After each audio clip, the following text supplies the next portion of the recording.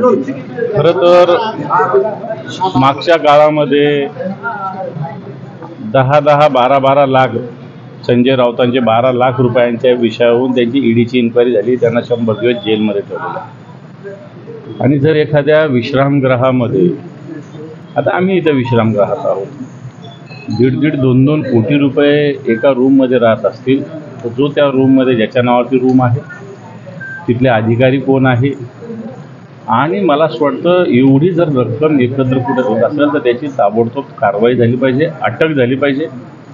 आता जर त्या समितीसाठी जर अशा पद्धतीनं रक्कम असेल तर मला असं वाटतं हे अतिशय गंभीर आहे. कारण या समित्यांच्या मार्फत जनतेची कामं, गैरव्यवहार हा शब्द चुकीचा आहे, परंतु एक कामं सुरळीत व्हावं, जनतेला एक चांगल्या सुविधा मिळाव्या. राज्य सरकार सगळ्याच गोष्टीवर मंत्री सरकार लक्ष ठेवू शकत नाही, म्हणून या समित्यांनी हे कामकाज सांभाळावं अशा प्रकारचा हेतू असतो. जर त्या हेतूला जर अशा पद्धतीने या समित्या हरताळ फासत असतील आणि एवढ्या रकमा कुठून येतात, मला याची चौकशी झाली पाहिजे, कारवाई झाली पाहिजे, अटका झाला पाहिजे. अर्जुन खोतकरांना अटक केली पाहिजे अशी मागणी संजय राऊत साहेब करतात. आमची काय नाही, याच्यात व्हेरीफाय केलं पाहिजे. अर्जुन खोतकरांची असेल तर अर्जुन खोतकरांना, ज्याची असेल त्याला बिलकुल कारवाई झाली पाहिजे. अधिकाऱ्यांनी असेल तर अधिकाऱ्यावर झाली पाहिजे, खोतकरांची असेल तर खोतकरावर कारवाई झाली पाहिजे. वैष्णव हागवण्याचं जे प्रकरण जे चालू आहे राज्याचे, प्रकरण झाले, महिलेला त्याला खून झालेला आहे असं म्हणतात, तुम्ही कसं पाहता? तेव्हा खरं तर आपलं राज्य फुलेशाह आंबेडकरांचं राज्य आपण म्हणतो. सावित्रीबाई फुलेंचा आदर्श आपल्यासमोर आहे, अहिल्याबाई होळकरांचा आदर्श आपल्यासमोर आहे, जिजाऊंचा आदर्श आपल्यासमोर असताना आत्ताच्या काळामध्ये अशा पद्धतीनं हुंड्याहून एखाद्या भगिनीचा अशा पद्धतीनं छळ होतो आणि खून होतो. मग हृदयाला पीळ आणणारी घटना घडलेली. अशी जी विषवल्ली आहे ती खेचली पाहिजे. एक राष्ट्रवादीचे पदाधिकारी आहेत, ते दोघं फरार आहेत. मला असं वाटतं पदाधिकारी कोणत्या पक्षाचे हा मुद्दा महत्त्वाचा नाही, ही वृत्ती महत्त्वाची आहे.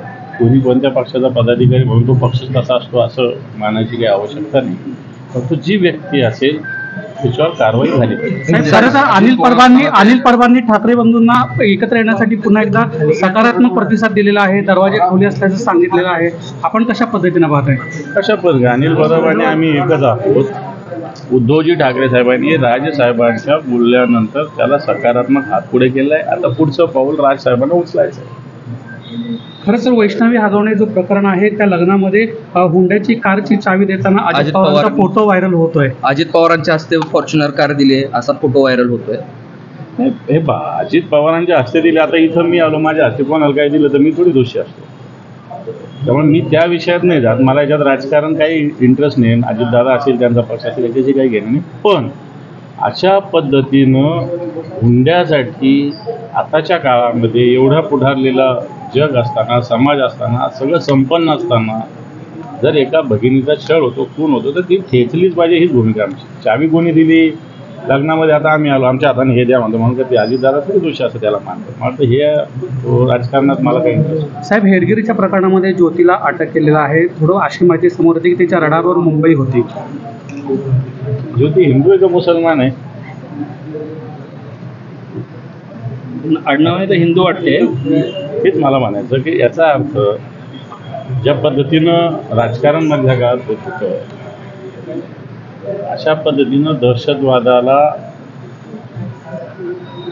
सपोर्ट करणारी कोणी व्यक्ती असो, ती ज्योती असो नाही तर ती एखादी क्षमा असो, मला असं वाटतं याच्यावर कडक कारवाई होण्याची आवश्यकता आहे.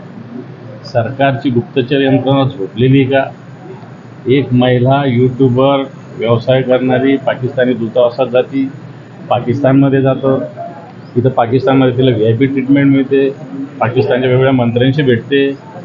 आणि हे सरकार, केंद्राचं सरकार झोपलेलं आहे का? जर व्यक्ती अशा पद्धतीनं जात असताना आपली गुप्तचर यंत्रणा काय करते? वाटतं या ज्योती कोण आहे, मल्होत्रा आडनावाला कारवाई झाली. सरन्यायाधीश जे आहेत, सरन्यायाधीशांचा राजशिष्टाचार होत नाही आहे. त्याच्यानंतर त्यांनी दुःख व्यक्त केल्यानंतर मग महाराष्ट्र शासन एक परिपत्रक काढतंय की सरन्यायाधीश मराठा जातीचे असतील, म्हणजे सरन्यायाधीशांचा. मला असं वाटतं याला पत्रक काढण्याची आवश्यकता नाही. सरन्यायाधीश या देशामध्ये राष्ट्रपती, पंतप्रधान, सरन्यायाधीश हे सर्वोच्च आहे. तुम्ही कुठेही जाऊन बघा, प्रोटोकॉलमध्ये ते लिहिलेलं असतं. त्याला स्वतंत्र अतिथी असेल नाही, त्यांचा देश आहे हा. ते कसले अतिथी? त्यांचा देश आहे हा. ते या देशातल्या न्यायव्यवस्थेचे प्रमुख आहे. त्यामुळे राज्य सरकार सर्वासार्व करतं. निश्चित त्यांनी जे चूक केली आहे त्याचं चुकाचं परिमार्जन राज्य सरकारने, अधिकारी, मंत्री यांनी राजीनामा दिला पाहिजे. सर तुम्ही आता MIDCला चाललाय तर काय सांगाल ते MIDCचं कसं काय दौरा निश्चित केला? कसं काय म्हणजे काय घटना घडल्या जाऊ नये नाही, काय माहिती दौऱ्याचा विचार कसं विचारलं तुम्ही? तिथं 8 व्यक्ती एक्सपायर झालेल्या आहेत. MIDC, आता मी वेगवेगळ्या MIDCला जात असतो. तिथल्या सुरक्षिततेचं काय, लोक कसे काय तिथं म्हणजे इंडस्ट्रियल एरियामध्ये लोक राहतात का, कामगार कुशल अकुशल काय आहे. मला वाटतं त्याच्यामध्ये राज्य सरकारचा उद्योग विभाग असतो. उद्योग विभागाच्या अंतर्गत एक डिश विभाग असतो. याच्यावर काय नियंत्रण होतं, फायर ब्रिगेड कुठं आहे, MIDCचं फायर ब्रिगेड एका कॉर्पोरेशनचं आलं, हे सगळं बघितलं पाहिजे. आणि म्हणून मी चाललेलो आहे.